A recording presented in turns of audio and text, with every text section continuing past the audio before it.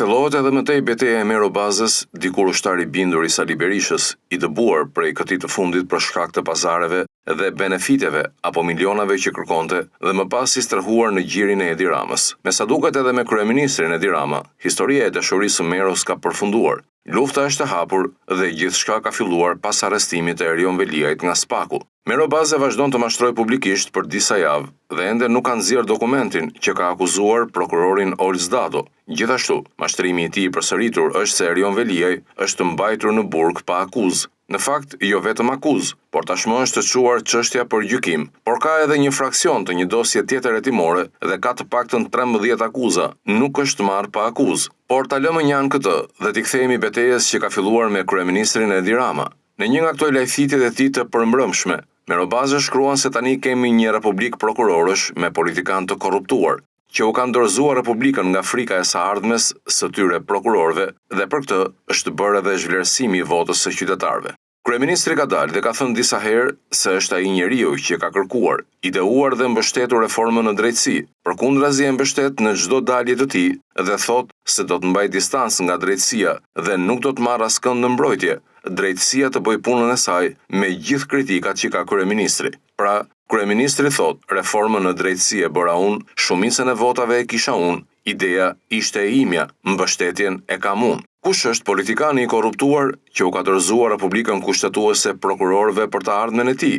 Mos është ky Edi Rama? S'ka diskutim. Për Meron është Rama, por nuk ka ta thotë. Kështu më tej, ai thotë se shteti është i turpëruar për shkak të kësaj gjëje dhe na thekson se për 45 ditë me vrap i morën postin kryetarit të Bashkisë së Tiranës. Në fakt, Tirana ka 7 muaj pa kryetar bashkie dhe në krye të saj kishte një kryetar të korruptuar, i cili ka 9 akuza për korrupsion ende, megjithse prezumohet i pafajshëm, por me gjithçka kemi parë dhe është vërtetuar nga prokurorët. Erion Veliaj është jo thjesht dhe vetëm i shumë akuzuar, por është edhe kryetari i bashkisë që ka përgjegjësi për inceneratorin e munguar të Tiranës, që ka përgjegjësi për qytetin që është më i papastër, ka përgjegjësi për drejtorët e tij hajdut të dosjes 5D, sepse ishte ai që i kishte emëruar, ata nuk mbin. Për më tepër, ka përgjegjësi për median e korruptuar dhe të kapur si rasti i Merobazës, që është paguar me qindra mijëra euro nga vëllai i tij, apo që ka ngritur një strukturë mediatike me shpifës,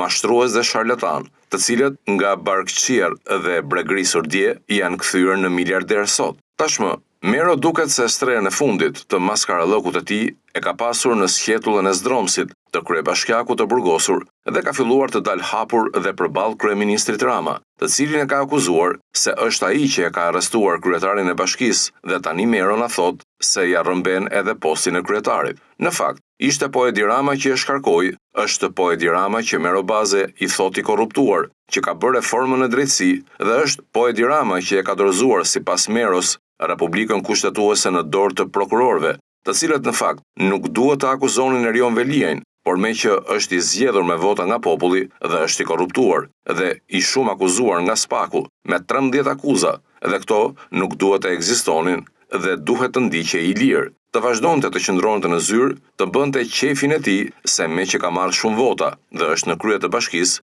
duhet të vijojë detyrën edhe pse ka akuza, edhe pse prish provat, vetëm e vetëm që t'i mbush xhepat Merobazës, kollirës mediatike, mashtruesit publik më të neveritshëm që ka parë historia e medias shqiptare.